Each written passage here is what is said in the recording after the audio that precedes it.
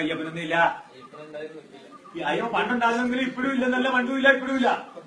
പണ്ടുണ്ടായിരുന്നത് വൈദ്യരായിരുന്നു, ആ വൈദ്യരിപ്പ ഇല്ല എന്ന് പറ. പണ്ടൊരു വൈദ്യരിപ്പുണ്ടായിരുന്നു, വൈദ്യര്.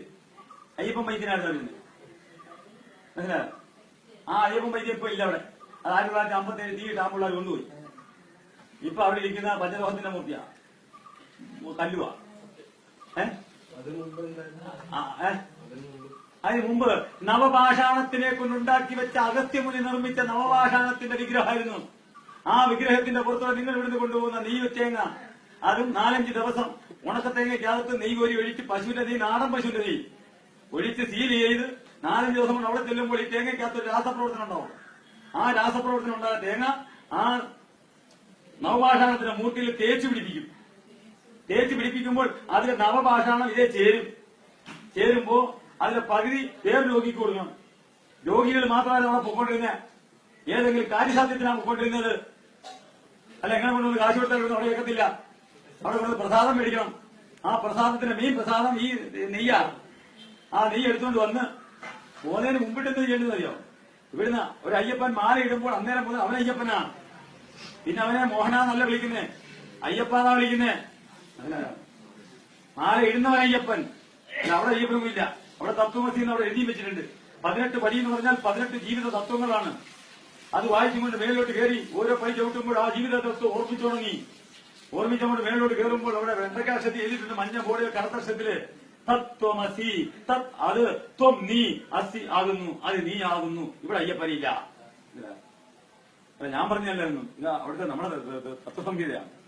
ഇത് ഒഴിച്ച് അപ്പൊ അത് പോണതിന് മുമ്പിട്ട് മാലയിട്ട് അങ്ങോട്ട് പോകുമ്പോ ആദ്യം പോയി വാവരെ കാണണം.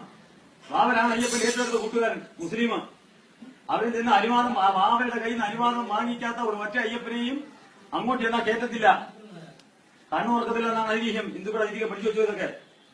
അവിടെ ചെന്നാൽ കേട്ടില്ല. വാവര് പിന്നെ കുരുമുളകും അരിയും അവിടെ നിവേദ്യം അവിടെ കൊടുക്കണം, ദക്ഷിണ വെക്കണം. അപ്പൊ ആ പുള്ളിക്കാരൻ അനുവാദം കൊടുക്കും. അനുവാദം കൊടുക്കുമ്പോൾ തുള്ളിച്ചാളുന്നുണ്ട്, ആർപ്പൊളിക്കും. ആർപ്പൊളിച്ച് ഒരു തോലൊക്കെ തരും. അതുകൊണ്ട് അവിടെ കിടന്ന് ഓടും. കേട്ടിട്ടുണ്ടതൊക്കെ. ഇതുകൊണ്ട് അവിടെ തടഞ്ഞു. എന്തിനാ ആ തൊള്ള? എന്തിനാ പെർമിഷൻ തന്നെ? ആര് വാവര് പെർമിഷൻ തന്നെ അയ്യപ്പനെ കാണാൻ?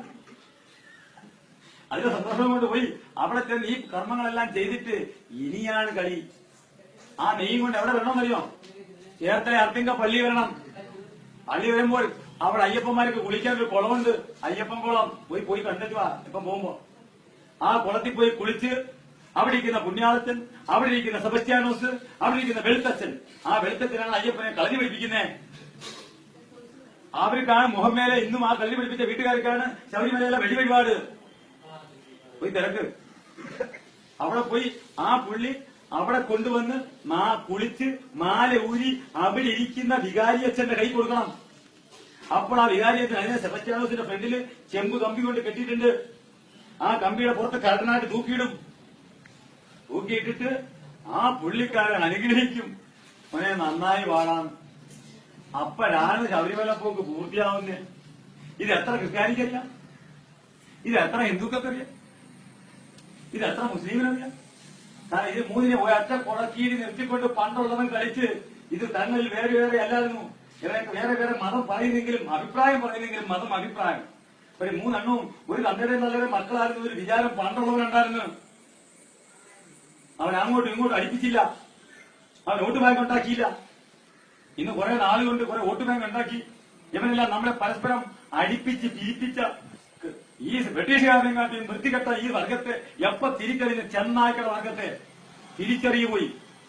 ഈ അങ്ങോട്ട് നിങ്ങൾ അടുപ്പിക്കാതെ ഈ ചെന്നായുടെ വർഗത്തിനെ തിരിച്ചറിയാമെങ്കിൽ നിങ്ങളുടെ എല്ലാ സ്വഭാവം പരസ്പരം സ്നേഹമില്ല, ബഹുമാനമില്ല, അങ്ങോട്ടും ഇങ്ങോട്ടും അടികൂടാനും മൊബൈലിനകത്ത് മെമ്മറി കാർഡ് ഇട്ടു വെച്ചിരിക്കുകയാണ്. ക്രിസ്ത്യാനി എന്ന് പറഞ്ഞാൽ അവൻ ഇങ്ങനാണ്, ആറിയാണ്, അല്ലെങ്കിൽ അവൻ മതം മാറ്റാൻ നടക്കുന്നതാണ്. മുസ്ലിം എന്ന് പറഞ്ഞാൽ തീവ്രവാദിയാണ്, മറ്റവനാണ്, മറ്റവനാണ്.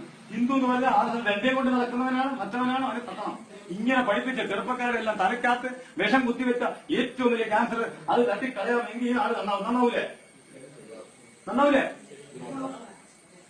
പറ്റുമെങ്കിൽ ഇറങ്ങി ഈ ചെന്നായ വർഗങ്ങളെല്ലാം തിരിച്ചറിയും, നാളെ നന്നാവും.